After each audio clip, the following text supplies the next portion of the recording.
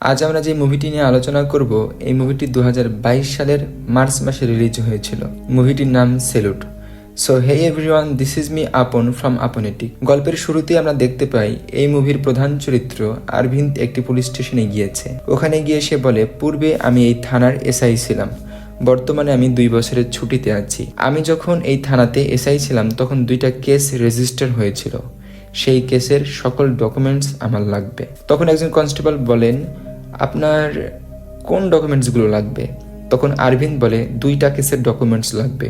প্রথম কেসটি হলো মার্টিন এবং শিভা নিয়ে, দ্বিতীয় কেসটি হলো একই বছরে দ্রুত গাড়ি চালানোর জন্য চন্দন নামের একজনের নামে কেস রেজিস্টার হয়। আমার এই 2টা কেসের সকল ডকুমেন্টস লাগবে। তখন কনস্টেবলগুলো ডকুমেন্টস খোঁজাখুঁজি শুরু করতে থাকে এবং নিজেদের ভেতরে বলাবলি করে, এই লোকটি কি এমন কাজ করেছিল যার জন্য তার এত লম্বা ছুটি হয়েছে? এই থানার বর্তমান এসআই যতক্ষণ না আসবে ততক্ষণ আমরা কোনো ডকুমেন্টস তার হাতে তুলে দেব না। আমরা শুধুমাত্র ডকুমেন্টস খোঁজার অভিনয় করব এবং সময় পার করব। কিছুক্ষণের মধ্যেই বর্তমান থানার এসআই চলে আসে, যার নাম মহেশ। মহেশ আরভিন্দকে দেখা মাত্রই স্যালুট করে এবং তারা সম্মানপূর্বক ভাব বিনিময় করে। বেশ কিছুক্ষণ তারা গল্প করে। মহেশ আরভিন্দকে বলে, আরভিন্দ দেখো, তোমার বাইকটা বর্তমানে আমি চালাচ্ছি। এখান থেকেই মুভিটি চলে যায় 2 বছর আগে ফ্ল্যাশব্যাকে। 2 বছর আগে বিধানসভা নির্বাচন চলছিল, যার জন্য পার্টিগুলো তাদের নির্বাচনী প্রচারণা চালাচ্ছিল। এর মধ্যেই এক রাতে আরভিন্দ এবং একজন পুলিশ কনস্টেবল একটি জঙ্গলের ভিতরে গিয়ে একটি স্ক্রুড্রাইভারে রক্ত লাগিয়ে স্ক্রুড্রাইভারটা জঙ্গলের ভিতরে রেখে বাইকে করে বাসায় ফিরছিল। এর মধ্যেই আরভিন্দ এবং কনস্টেবলের বাইকের সামনে একটি টুকটুক চলে আসে, যার ভেতর থেকে মুরলী নামক একজন ব্যক্তি নেমে আসে এবং আরভিন্দকে ভালো মন্দ জিজ্ঞাসা করে। আরভিন্দ সেই মুরলীর কোনো রকম প্রশ্নের উত্তর না দিয়ে বাইক চালিয়ে সামনে দিয়ে চলে যায়। অন্যদিকে 2 পুলিশ সদস্য তানবি নামের একজন ব্যক্তির কাছে যায়, গিয়ে তাকে মিথ্যা সাক্ষী দেওয়ার জন্য ভয় দেখাতে থাকে। পুলিশ সদস্যগুলো তানবিকে বলে, তুমি বলবে ওই দিন রাতে মুরলী আমার কাছে এসে অনেক মদ খেয়েছিল এবং সে রাগান্বিত হয়ে মার্টিন এবং শিবার বাসার দিকে গিয়েছিল। তখন তানবি বলে, মুরলী অনেক ভালো একজন মানুষ, সে সব কাজ ছেড়ে দিয়ে ছোটোখাটো একটি ব্যবসা করছে। কিছুদিন পর তার বোনের বিয়ে, আমাকে দিয়ে এই পাপের কাজটা করাবেন না। তখন 2জন পুলিশ সদস্য বলে, তুই যদি এই কাজটা না করিস তোর এখানে মদের দোকান আমি রাখতে দিব না। এই বলে 2জন পুলিশ সদস্য ওখান থেকে চলে যায়। পরের দিন একজন পুলিশ সদস্য মুরলীর অটোতে উঠে একটি স্প্রে লুকিয়ে রাখে এবং অন্য 2জন পুলিশ সদস্য জঙ্গলের ভেতরে গিয়ে কিছু পোশাক পুড়িয়ে ফেলে। পরের দিন কিছু পার্টির লোক পুলিশ স্টেশনের সামনে গিয়ে অবরোধ শুরু করে। মার্টিন যে মারা গিয়েছিল সে পার্টির একজন বিশেষ ব্যক্তি ছিলেন। মার্টিনের মৃত্যুর 3 সপ্তাহ হয়ে গিয়েছে, কিন্তু এখন পর্যন্ত কোনো বিচার হয়নি। পুলিশ স্টেশনের সকলের উপরে অনেক চাপ এটা নিয়ে। এই অবরোধ চলাকালে কিছু পার্টির লোক বর্তমান থানার ডিএসপি আরজিতকে অনেক মারে, যা শুনে আরভিন্দ অনেক রেগে যায়, কেননা আরজিত ছিল আরভিন্দের আপন বড় ভাই। আরভিন্দ অনেক রেগে গিয়ে পার্টি অফিসে গিয়ে পার্টির লোকদেরকে অনেক বেশি মারে। সেই রাতে আরজিতের মেয়ের বার্থডে পার্টি ছিল। আরজিত তার টিমের সকল মেম্বারদেরকে আরজিতের বাসায় ডাকে এবং বার্থডে পার্টির শেষে তারা কেস নিয়ে আলোচনায় বসে। এরপর আরজিত বলে, কেসটি নিয়ে ওপর থেকে অনেক প্রেশার আসছে, আমাদেরকে খুব দ্রুতই এই কেসটি সলভ করতে হবে। আরজিত টিমের সদস্যদেরকে কেস রিপোর্ট পড়ে শোনাতে বলে। এরপর একজন পুলিশ কনস্টেবল গল্প পড়তে শুরু করে। এপ্রিলের 13 তারিখ ঠিক রাত 11টায় মুরলী তানবির দোকানে গিয়ে প্রচুর মদ পান করে এবং মাতাল অবস্থায় তানবিকে বলতে থাকে, কিছুদিন পর আমার বোনের বিয়ে, মার্টিন আমাকে কিছু টাকা দিতে চেয়েছিল, কিন্তু মার্টিন তার কথা রাখেনি। তাই মুরলী রেগে মার্টিনের বাসার দিকে তার টুকটুক নিয়ে চলে যায়। মুরলী মার্টিন ও তার স্ত্রী শিভার কাছে গিয়ে তাদের চোখে শুরুতেই পেপার স্প্রে করে এবং তার কাছে থাকা একটি স্ক্রুড্রাইভার দিয়ে তাদেরকে হত্যা করে। এরপর মুরলী মার্টিন এবং শিভার লাশ তাদের বাসার পেছনে পুঁতে ফেলে এবং সেই কবরের উপরে একটি বিড়াল ফেলে রাখে, যাতে করে লাশ যখন পচে যাবে তখন মানুষ যেন মনে করে এই পচা গন্ধ বিড়ালের শরীর থেকে আসছে, যার ফলে লাশ খুঁজে পেতে আমাদের লেট হয়েছে। এরপর মুরলী গ্রামের বাইরে গিয়ে তার দেহের সকল পোশাক পুড়িয়ে ফেলে এবং আমরা মার্ডার ওয়েপনও সংগ্রহ করতে পেরেছি। এই বলে পুলিশ কনস্টেবল তার ক্রাইম স্টোরি আরজিতকে শোনায়। এরপর আরজিত আরভিন্দকে একটি পার্সোনাল রুমে নিয়ে যায় এবং আরজিত আরভিন্দকে বলে, আমি যখন ডিপার্টমেন্টে ছিলাম তখন একজন ক্রিমিনাল একটা ছোট্ট বাচ্চাকে খুন করেছিল, কিন্তু তার বিরুদ্ধে কোনো রকম এভিডেন্স ছিল না। এরপর আরজিৎ আরভিনকে পার্সোনাল একটি রুমে নিয়ে যায় এবং আরজিৎ আরভিনকে বলে, যদি কোনো আসামির বিরুদ্ধে কোনো রকম প্রমাণ না পাওয়া যায়, প্রমাণ বানাতে হবে। আমি যখন ডিপার্টমেন্টে নতুন ছিলাম, একজন ক্রিমিনাল একটা ছোট্ট বাচ্চাকে নির্মমভাবে হত্যা করেছিল, কিন্তু তার বিরুদ্ধে কোনো রকম প্রমাণ ছিল না। আমাকে একজন সিনিয়র পরামর্শ দিয়েছিল, ক্রিমিনালের বিরুদ্ধে তুমি প্রমাণ তৈরি করো, কিন্তু আমি করেছিলাম না। পরবর্তীতে সেই ক্রিমিনাল আরও বেশি হিংস্র হয়েছিল। আমার অভিজ্ঞতার সাথে সাথে আমি এটা শিখেছি যে প্রমাণ না পেলে প্রমাণ বানাতে হবে। এই কথাগুলো আরভিন্দ হতভাগ হয়ে শুনছিল, কেননা আরভিন্দ তার বড় ভাইকে অনেক বড় একজন আইডল মনে করে এবং আরভিন্দ ওকালতি ছেড়ে শুধুমাত্র পুলিশে যোগদান করেছে তার বড় ভাই আরজিতের জন্য। পরের দিন রাতে আরভিন্দ এবং কিছু পুলিশ কনস্টেবল মুরলির বাসার সামনে যায় এবং মুরলিকে খুব সুন্দরভাবে নরম সুরে ডাকতে শুরু করে। মুরলি বাসা থেকে বেরোলে মুরলিকে পুলিশ কনস্টেবলগুলো অনেক মারতে থাকে এবং তাকে মার্টিনের বাসায় নিয়ে যাওয়া হয়। মুরলিকে মেরে মুরলির শরীরের রক্ত মার্টিনের বাসায় লাগিয়ে দেওয়া হয় এবং বিভিন্ন প্রমাণ সংগ্রহের পর পুলিশ কনস্টেবলগুলো মুরলিকে আসামি বানিয়ে তাকে গ্রেফতার করে। নিরুপায় আরভিন্দ শুধু হতভাগ হয়ে দেখছিল এবং ভাবছিল, আমি কেন এই ডিপার্টমেন্টে যুক্ত হয়েছিলাম ওকালতি ছেড়ে? আমি কেন এখানে আসলাম? আমি কি করতে পারি? সে বিভিন্ন প্ল্যান বের করার চেষ্টা করছিল। 2 মাস পর একজন পুলিশ অফিসার তাদের টিমের সদস্যের কাছে আসে এবং বলে, আমি একজন গাড়ির ড্রাইভারকে আটক করেছিলাম যার নাম ছিল চন্দন। সে অনেক রাফলি গাড়ি চালাচ্ছিল। তার গাড়ি সার্চ করে আমরা একটি পেপার স্প্রের বোতল পাই এবং মার্টিনের ফোনটি পাই, যেই ফোনটি মার্টিনের কেসে নিখোঁজ ছিল। তার বিরুদ্ধে আমি একটি ছোট্ট কেস করে তাকে ছেড়ে দিয়েছি। তখন আরভিন্দ প্রমোদকে বলে, কেন তাকে ছেড়ে দিলে? সম্ভাবনা আছে এই চন্দনই মার্টিনকে খুন করেছে, তাকে ছেড়ে দেওয়া উচিত হয়নি। তখন আরজিৎ আরভিন্দকে বলে, দেখো আরভিন্দ, ইতিমধ্যে আমরা মুরলির বিরুদ্ধে মিথ্যা প্রমাণ জোগাড় করে তাকে আদালতে উঠিয়ে দিয়েছি। এখন যদি বলি আমাদের প্রমাণগুলো ভুল ছিল, বানানো ছিল, তখন আমাদের সকলের চাকরি যাবে এবং আমরা বিপদে পড়ব। তাই এই কেসটি এখানেই ক্লোজ। আমরা এখন করতে পারি কি? মুরলির পরিবারকে কিছু টাকা দিয়ে সাহায্য করতে পারি, এর বেশি কিছু করা আমাদের আর সম্ভব না। এরপর আরভিন্দ নিজে নিজেই চুপি চুপি এই কেসটি নিয়ে তদন্ত শুরু করে, যা আরজিৎ এবং তার টিম বুঝতে পেরেছিল। বড় ভাই আরজিৎ সিনিয়র অফিসারের সাথে কথা বলে আরভিন্দকে এমপির বাসার সিকিউরিটি হিসেবে নিযুক্ত করে দেয়। বেচারা আরভিন্দ এমপির বাসার সিকিউরিটি হয়ে কেসটি নিয়ে একটু মাথা ঘামাতে পারছে না। আরভিন্দ ভাবতে থাকে, কি দরকার এই চাকরি করার? একজন নিরপরাধ নাগরিককে যদি না বাঁচাতেই পারি, তাহলে এই ডিপার্টমেন্টে চাকরি করে কি লাভ? তাই আরভিন্দ অভিমানে 5 বছরের জন্য এই চাকরি থেকে ছুটি নেয়। চাকরি ছেড়ে দেওয়ার পর আরভিন্দ নর্থ ইন্ডিয়ায় গিয়ে ল নিয়ে পড়াশোনা করতে শুরু করে। এই সময় দিয়া নামের একজন মেয়ের সাথে তার সম্পর্ক হয়। বাড়ি থেকে আরভিন্দকে ফোন দেওয়া হলেও আরভিন্দ সেই ফোনগুলো রিসিভ করে না। 2 বছর পর আরভিন্দ জানতে পারে তার বড় ভাই আরজিতের মেয়ের বিবাহ অল্প কিছুদিনের ভেতরেই। তাই দিয়াকে নিয়ে আরভিন্দ বাসায় যায়, কিন্তু আরভিন্দ এবং আরজিৎ তারা একে অপরের সাথে কোনো রকম কথাবার্তা বলে না। কিছুদিন পর তারা মলে যায় শপিং করতে। শপিং মলে গিয়ে আরভিন্দ মুরলির ছোট বোনকে দেখতে পায়। দৌড়িয়ে মুরলির ছোট বোনের কাছে আরভিন্দ যায় এবং কথা বলার চেষ্টা করে। তখন মুরলির ছোট বোন বলে, আপনার ডিপার্টমেন্টের জন্য আমার জীবনটা নষ্ট হয়ে গিয়েছে। গতকালকেই আমার ভাইয়ের শুনানি হয়েছে, আমার ভাইয়ের যাবজ্জীবন কারাদণ্ড হয়েছে। আপনাদের এই সিস্টেম শুধুমাত্র তৈরি হয়েছে আমাদের এই গরিবদের জন্য। এরপর মুরলির বোন রেগে আরভিন্দের কাছ থেকে চলে যায়। কিছুদিন পর আরভিন্দ পুলিশ স্টেশনে যায় মুরলির সাথে দেখা করতে।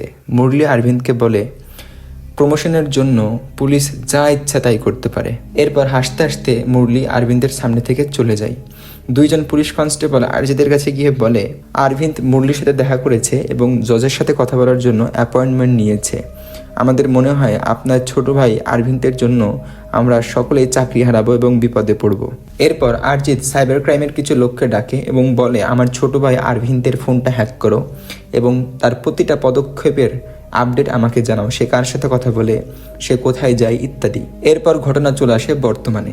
আরভিন্দ 2টা কেসের ফাইল চাচ্ছে মহেশের কাছ থেকে। মহেশ আরভিন্দকে আগে থেকে চিনত, তাই সে সকল ফাইল আরভিন্দের সামনে রেখে দেয়। আরভিন্দ কেস ফাইলগুলো দেখতে থাকে এবং ছবি উঠাতে থাকে। এর মধ্যে একজন পুলিশ কনস্টেবল চন্দনের একটি ঠিকানা পায়। ঠিকানাটির ছবি তুলে পুলিশ কনস্টেবল সরাসরি আরজিতের কাছে ছবিটা পাঠিয়ে দেয় এবং ওই পেজটি ছিঁড়ে জানালা দিয়ে বাইরে ফেলাই দেয়। এই মুহূর্তে আরজিৎ ফোন করে মহেশকে এবং বলে, আরভিন্দ যেন কোনো রকম ডকুমেন্টস না পায়। তাই মহেশ নিজের ইচ্ছা না থাকার পরেও সকল ডকুমেন্টসগুলোকে আরভিন্দের সামনে থেকে উঠিয়ে নিয়ে চলে যায়। এরপর আরভিন্দ জজের সাথে দেখা করতে যায় এবং কিছু কেস ফাইলের ফটো জজকে দেখিয়ে বলে, মুরলি নির্দোষ, মুরলিকে ফাঁসানোর জন্য এই প্রমাণগুলো আমরা বানিয়েছিলাম। মার্টিনকে মুরলি নয়, মূলত মেরেছে চন্দন। তখন জজ বলে, এই কথাগুলো এবং এই সামান্য প্রমাণের মাধ্যমে তুমি মুরলিকে নির্দোষ প্রমাণ করতে পারবে না। তুমি যদি চন্দনকে এবং তার সাথে থাকা সকল প্রমাণ আমার সামনে আনতে পারো, সেক্ষেত্রে মুরলিকে নির্দোষ প্রমাণ করা যেতে পারে। এরপর আরভিন্দের ভাগ্নে আরজিতের ফোন নিয়ে এসে আরভিন্দকে দেয় এবং বলে, আমার হবু স্বামীর সাথে ছবি তুলে দাও। আরভিন্দ তার ভাগ্নের ছবি তুলছিল এবং আরজিতের ফোনে সে দেখতে পাই সেই চন্দনের ঠিকানা, এবং আরভিন্দ চুপি সারে বাসা থেকে বের হয়ে পড়ে চন্দনের খোঁজে। আরভিন্দ চন্দনের লোকেশনে গিয়ে দেখে ওখানে চন্দন নেই, ওখানে অন্য পরিবার থাকে। আরভিন্দ তাকে জিজ্ঞাসা করলে ওই লোকটি বলে, আমরা এখানে থাকি, চন্দন আমাদের বাসায় ভাড়া থাকতো। চন্দন অনেক ভালো মানুষ ছিল। চন্দন আমাদেরকে একটি জাদুর মূর্তি দিয়েছিল, কারণ আমাদের সন্তান হতো না। আমরা সেই মূর্তির পূজা করে সন্তান পেয়েছি, তাই আমরা খুশি হয়ে চন্দনকে 5 লাখ টাকা মতো দিয়েছিলাম।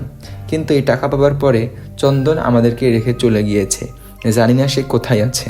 এরপর আরভিন্দ খুবই হতাশ হয়ে পড়ে, ভাবছিল আসলেই কি আমি চন্দনকে খুঁজে পাবো নাকি আমি ব্যর্থ হব। এরপর আরজিৎ বুঝতে পারে যে আরভিন্দ যদি এই থানায় থাকে সে যে কোনোভাবে চন্দনকে খুঁজে বের করবে এবং আমাদের সকলের বিপদ টেনে আনবে। তাই আরজিৎ অনেক কষ্টের পর আরভিন্দকে সেই থানা ট্রান্সফার করায় দেয়। ভাগ্যের কি খেলা, আরভিন্দ যে থানায় নতুন ট্রান্সফার হয়েছিল সেই থানায় একজন মহিলা আসে এবং বলে, অনলাইনে একজন ব্যক্তির সাথে আমার পরিচয় হয়েছিল। সেই ব্যক্তির ছিল না বউ এবং আমি ছিলাম বিধবা, তাই আমরা সম্পর্কে লিপ্ত হই। এবং ওই লোকটি বলে, আমি তোমাকে বিবাহ করব এবং একটি বাসা বানাবো। সে একটা বাসার ছবি তুলে আমাকে পাঠায় এবং বলে, এই বাসাটি আমরা আমাদের দুজনের জন্য বানাচ্ছি, আমাকে কিছু টাকা দাও। তাই আমার জীবনের সকল গোছানোর 2 লক্ষ টাকা ছিল, সেই টাকাগুলো আমি ওই লোককে দিয়ে দিই। কিন্তু ওই লোক টাকাগুলো পেয়ে লাপাতা হয়ে গিয়েছে, তার কোনো খোঁজ নেই। এরপর মহিলার থেকে চন্দনের নাম্বার ট্র্যাক করে মহেশকে আরভিন্দ ওই লোকেশনে পাঠায়। লোকেশনে যাবার পর একজন ব্যক্তিকে পাই। মহেশ ওই লোকটিকে জিজ্ঞাসা করে, চন্দন কোথায়? তখন ওই লোকটি বলে, চন্দনকে আমরা চিনি, তবে আমি চন্দন না। চন্দন আমাকে লক্ষণ সোনা দিয়েছিল এবং পূজা করতে বলতো এবং আমার থেকে 2 লক্ষ টাকা নিয়েছিল যাতে করে আমাদের পরিবারে সুখ শান্তি আসে। সে আমার বাসায় 2য় তলায় ভাড়া থাকতো। তখন মহেশ 2য় তলায় যায়, গিয়ে দেখে ওই রুম থেকে মার্টিনের বাসা দেখা যায়। অর্থাৎ চন্দন যে বাসায় বাসা ভাড়া থাকতো সেখান থেকে মার্টিনের বাসা স্পষ্ট দেখা যায়। তখন মহেশ ওই লোকটিকে বলে, তুমি কি কখনো দেখেছো যে মার্টিনের বাসায় চন্দন গিয়েছে? তখন ওই লোকটি বলে, হ্যাঁ, মার্টিন এবং শিবার কোনো বাচ্চা ছিল না, তাই আমি তাদের সাথে চন্দনের পরিচয় করাই দিই। চন্দন প্রতিদিন মার্টিন এবং শিবার বাসায় গিয়ে পূজা করত। কিন্তু মার্টিন এবং শিবা মারা যাবার পর চন্দনকে আর খুঁজে পাওয়া যাচ্ছে না। এরপর আরভিন্দ একজন ক্রাইম অফিসারকে ফোন করে বলে, চন্দন নামের ব্যক্তির সকল রিপোর্ট আমাকে দাও। কোন চন্দন কতগুলো খুন করেছে, কতগুলো অন্যায় করেছে, প্রত্যেকটা রিপোর্ট আমার দরকার। তখন ওই ক্রাইম অফিসার বলে, একজন চন্দন নামের ব্যক্তি আছে যে ছোটোখাটো অনেক অপরাধ করেছে, তবে অপরাধের সংখ্যা অনেক বেশি। সে অন্যের নাম আইডি ব্যবহার করে মানুষের সাথে প্রতারণা করত। যাদের সাথে সে প্রতারণা করেছে তাদের ডিটেলস আমার কাছে আছে, আমরা চন্দনকে এখনো ধরতে পারিনি। তখন চন্দন যার আইডি ব্যবহার করেছিল আরভিন্দ তাদের সাথে দেখা করতে তাদের কাছে যায়। তো আরভিন্দ একজন ব্যক্তির কাছে পৌঁছায়, তার নামও ছিল চন্দন। তার আইডি ব্যবহার করে মূলত আসামি চন্দন অনেক অপরাধ করে বেড়াচ্ছে। তো সে নকল চন্দন আরভিন্দকে বলে, এই আসামি চন্দন আমার আইডি ব্যবহার করে অনেকের সাথে অপরাধ করেছে, যার ফলে আমার এই এলাকায় বসবাস করা অনেক কঠিন হয়ে যাচ্ছে। তাই আমি এলাকা ছেড়ে আমার ওয়াইফকে নিয়ে গ্রামে চলে যাচ্ছি। এরপর আরভিন্দ বুঝতে পারে আসামি চন্দন অনেক শয়তান এবং অনেক ক্রিটিক্যাল ব্রেইনের একজন মানুষ। এরপর চন্দন আরও একজন নিরপরাধ ব্যক্তি সেজে মানুষের সাথে ক্রাইম করেছিল। তো আরভিন্দ সেই ব্যক্তির কাছে যায়। সেই ব্যক্তিটার নাম ছিল রেজা। সে বলে, আমার আইডি ব্যবহার করে সে মানুষকে বলে বেড়াতো সে নাকি চাকরি দেয়। তো এইভাবে অনেক মানুষ আমাকে এসে ধরে এবং বলে, তুমি আমাদের সাথে প্রতারণা করেছো, আসলে আমি কিছু জানিই না। তো আমার রাগ হয় চন্দনের উপর। এরপর আমি চন্দনকে ফোন করে বলি আমার চাকরি লাগবে মিথ্যা করে। চন্দন বলে, ঠিক আছে, তুমি গ্রামে আসো। আমি গ্রামে যাই। হয়তোবা চন্দন আমাকে দেখে বুঝতে পেরেছিল যে আমি তাকে ধরতে এসেছি, তাই চন্দন পেছন থেকে আমাকে অনেক মারে এবং আমাকে প্রায় আধা মরা করে মাটিতে ফেলে চলে যায়। আরভিন্দ তখন রেজাকে জিজ্ঞাসা করে ওই লোকটি দেখতে কেমন ছিল। তখন রেজা বলে চন্দন দেখতে ছিল অনেক লম্বা এবং ফর্সা এবং তার হাতে ছিল লম্বা একটি কাঁথার ডাক। এরপর আরভিন ওই বাসাটি খুঁজে বের করে যে বাসাটির ছবি দেখিয়ে মহিলার সাথে চন্দন বেইমানি করেছিল। এরপর আরভিন দুইটা ছবিকে পাশাপাশি মিলায় এবং শিওর হয় যে হ্যাঁ আসলে এই বাসাটি সেই বাসাটি ছিল। এবং আরভিন ভাবতে থাকে এই বাসাটির ছবিটি কোন পজিশন থেকে তোলা হয়েছিল এবং সে খেয়াল করে ওই বাসাটির বিপরীত পাশে একটি বাসা ছিল অনেক পুরাতন। তখন আরভিন মনে করে হয়তোবা চন্দন এই বাসায় দিয়ে থাকে এবং আরভিন সে বাসার ভেতরে প্রবেশ করে। ওখানে ঢুকে দেখে ওখানে অনেক ফেক ডকুমেন্ট ছিল, অনেক আইডি কার্ড, অনেক সার্টিফিকেট এবং অনেক অস্ত্রও ছিল। তখন ওই বাসার দারোয়ান চলে আসে এবং আরভিন জিজ্ঞাসা করে এই বাসায় কে থাকে। তখন দারোয়ান বলে এই বাসায় থাকে অ্যাক্সেস অফিসার বিনয়, সে তো গ্রামে গিয়েছে, আগামীকালকে আসবে বলেছে। তখন আরভিন দুজন পুলিশ কনস্টেবলকে ওই বাসার ভিতরে রেখে চলে আসে, বলে তোমরা এখানে থাকবে, আমি জানি চন্দন এখানে ফিরে আসবে। পরের দিন আরভিন পাশের থানার একটি এসআইয়ের সাথে দেখা করতে যায় একটু কাজের জন্য। ওখানে গিয়ে জানতে পারে এসআই থানায় নেই, সে একটি শ্মশানঘাটে গিয়েছে একটি লাশের কাজের জন্য। আরভিন তো সেই শ্মশানঘাটে যায়, গিয়ে দেখতে পাই একজন রিপোর্টার রিপোর্ট পড়ছে একজন ব্যক্তি অ্যাক্সিডেন্ট করে মারা গিয়েছে। গুরুতর আহত হওয়ার জন্য তার মুখটি চেনা যাচ্ছে না, তাই তাকে শনাক্ত করা যাচ্ছে না ব্যক্তিটিকে। তার হাতে ছিল লম্বা একটি কাটার দাগ এবং তার পকেটে ছিল অনেকগুলো আইডি কার্ড, প্রত্যেকটি আইডি কার্ড ছিল ফেক। এরপর এসআইয়ের থেকে ওই মৃত ব্যক্তির আইডি কার্ডগুলো আরভিন হাতে নেয় এবং বুঝতে পারে যে যাকে সে গত কয়েক বছর যাবৎ খুঁজে বেড়াচ্ছে এই সেই ব্যক্তি চন্দন, যে কিনা রোড অ্যাক্সিডেন্টে মারা গিয়েছে। ঘটনার মেইন টুইস্ট ঘটে এখন। এরপর আরভিন যায় আরজিতের কাছে, গিয়ে বলে ভাই তুমি আমাকে যেই থানায় ট্রান্সফার করাইছো বেঙ্গালুরে, তো আমি জানি এখন চন্দন কোথায় আছে। সে বেঙ্গালুরের একটি চার্চের পাশে একটি হোটেলে আছে, আমি আগামীকালকে তাকে গিয়ে গ্রেফতার করব। এটা বলে সে চলে আসার সময় আরভিন তার ভাইকে মার্টিন এবং শিভার মার্ডার কেসের ফাইলটা দিয়ে আসে। আরজিতকে যে কোনোভাবেই আরভিনের আগে গিয়ে ওই চন্দনকে ধরতে হবে, তা না হলে আরজিত এবং তার সকল টিম মেম্বারদের চাকরি চলে যাবে এবং অনেক বড় বিপদ হবে। তাই আরজিত সেই রাত্রেই তার টিমকে নিয়ে রওনা দেয় সেই বেঙ্গালুরের উদ্দেশ্যে এবং চন্দনকে ধরার জন্য। এই সময় আরভিন একটি অন্য নাম্বার থেকে স্টেট স্পেশাল অফিসারকে ফোন করে বলে আরজিত একটি কেসের ফাইল নিয়ে এক স্টেট থেকে অন্য স্টেটে যাচ্ছে without any kind of permission ছাড়া যাচ্ছে। ইন্ডিয়ান ল অনুসারে কোনো পুলিশ অফিসার এক স্টেট থেকে অন্য স্টেটে কেসের ফাইল নিয়ে যেতে পারবে না যদি অনুমতি না থাকে। তাই তাদেরকে রাস্তায় আটকে দেওয়া হয় এবং তাদেরকে বিভিন্ন প্রশ্ন করা হয় এবং তাদেরকে গ্রেফতার করা হয় এবং জজের কাছে নিয়ে যাওয়া হয়। একটু পর আরভিন তার ভাইয়ের কাছে আসে। আরজিত বলে তুমি তো জিতে গেলে আরভিন, শেষমেশ আমরা হেরে গেলাম। তখন আরভিন আরজিতকে বলে ভাই তুমি আমার আপন ভাই, তোমার সাথে আমার কোনো শত্রুতা নেই। আমি তোমাকে বাঁচানোর জন্য একটি মিথ্যা কথা জজকে বলেছি যে আমার বড় ভাই আরজিতের কথা শুনেই আমি মার্টিন এবং শিভার কেসটি নতুন করে হাতে নিয়েছি। এরপর কোর্টে একটি কমিটি গঠন হয় এবং শেষ পর্যন্ত এই রায় আসে যে আরজিত যেহেতু আরভিনকে এই কেসটি আবার ওপেন করতে বলেছে, তাই আরজিত একটি ভালো কাজ করেছে। এই ভালো কাজের জন্য অন্যায় করার পরেও আরজিত এবং তার টিমকে অল্প কিছু শাস্তির বিনিময়ে খালাস করে দেওয়া হয় এবং তারা চাকরিতে আবার জয়েন করে। এবং আরভিন সে তার নিজের জীবন নিজের চাকরি নিয়ে অনেক খুশি ছিল তখন, যেহেতু সে একটি ভালো কাজ করতে পেরেছে। তো বন্ধুরা, ভিডিওটি ভালো লাগলে অবশ্যই সাবস্ক্রাইব করবেন এবং এমন আরও মুভি এক্সপ্লেনের ভিডিও দেখতে চাইলে আমাকে কমেন্ট করে জানাবেন যে কোন মুভি এক্সপ্লেন আপনারা দেখতে চান।